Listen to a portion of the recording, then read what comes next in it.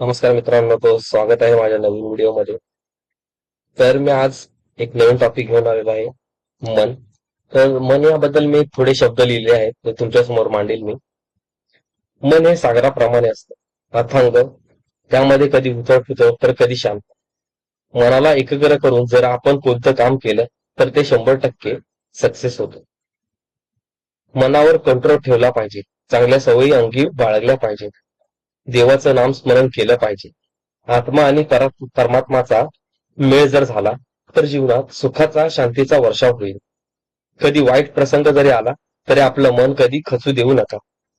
मन घट्ट करून उभे राहा. काही वेळा मन चंचल होतं, न करण्याच्या गोष्टीकडे वळतं. तसं मनाला करून देऊ नका.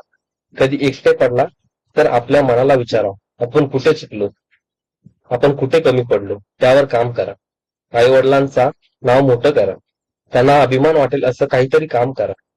दानधर्म करा, त्यानेही मनाला शांती मिळते. धन्यवाद मित्रांनो. कसा वाटला माझा व्हिडिओ मला प्रतिक्रिया कमेंट बॉक्स मध्ये सांगा.